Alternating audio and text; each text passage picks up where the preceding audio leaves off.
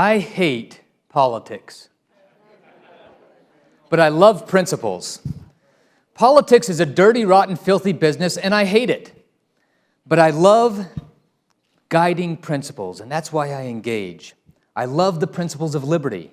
That's why I love our history, the Founding Fathers, and the Constitution. Now, early in 2008, as I had already been volunteering for a few years for the National Center for Constitutional Studies, we started noticing an increase in requests for the Making of America seminars. And as we traveled the seminars, you could feel a sense that something was brewing in America. Little did we know it would be tea. Sure enough, in 2009, the Tea Party movement flooded the nation with a new awakening of liberty. People felt that something was wrong in the land of the free. The people turned to the Constitution and the Founding Fathers for answers. Thomas Jefferson said, enlighten the people, and tyranny and oppression will vanish like evil spirits at the dawn of day. As we traveled the nation teaching the Constitution, it was exciting to see you, the American people, inherently understand this truth, that to stamp out tyranny, we must learn and understand the principles of liberty. We inherently knew that if our nation wants freedom, peace, and prosperity, we must live, learn, and teach the principles of liberty. Principles that are at the heart of the miracle we call America. In 1607 in Jamestown, they were using a stick plow, the same way mankind had been plowing their fields for about 5,000 years. Their mode of travel was walking and animal power, about the same way that mankind had been traveling for about 5,000 years. Their medicines were made up more of noxious concoctions and superstition than any kind of science. They thought alcohol was a staple food. Some still think that, right? By adhering to the principles in the Declaration of Independence and the Constitution, we went from ox cart to space travel in less than 200 years.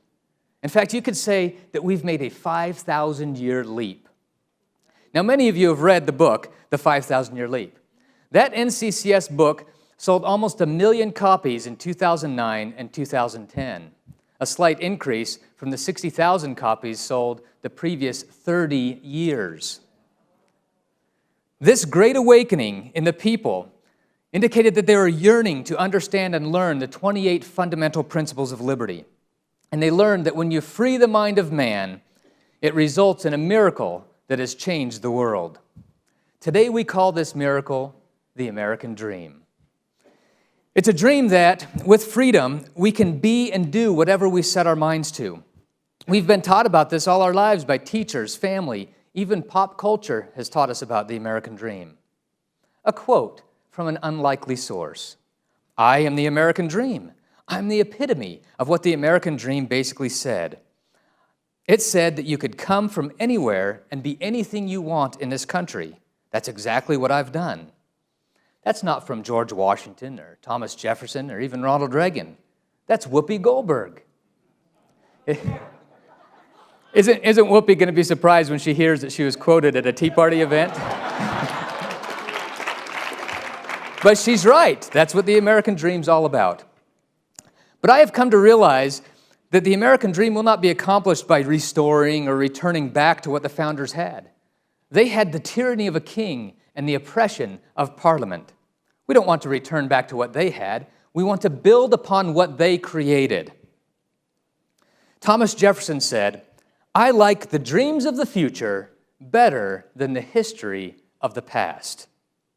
They laid the foundation, but then the next generation built upon it, and the next, until their foundation gave rise to the light of liberty. This could never have happened without an enlightened and educated people. But are we educated enough to keep and maintain the light of liberty today? Perhaps not. But is the solution to take freedom from us? Again, Jefferson said, I know no safe depository of the ultimate powers of society but the people themselves.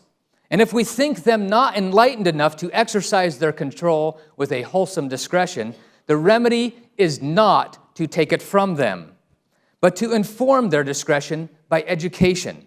This is the true corrective of abuses of constitutional power. politicians, issues, amendments. These alone are not solutions. The true corrective of constitutional abuse is education. Education on the guiding principles of liberty. The founders didn't live in the past. They didn't even dwell in their present. They looked to the future greatness of all mankind, a greatness that comes by liberty and virtue, not by bondage and coercion. We too must learn these timeless principles of liberty, look to our future, and reach for what mankind may become, and pursue your American dream. Thank you.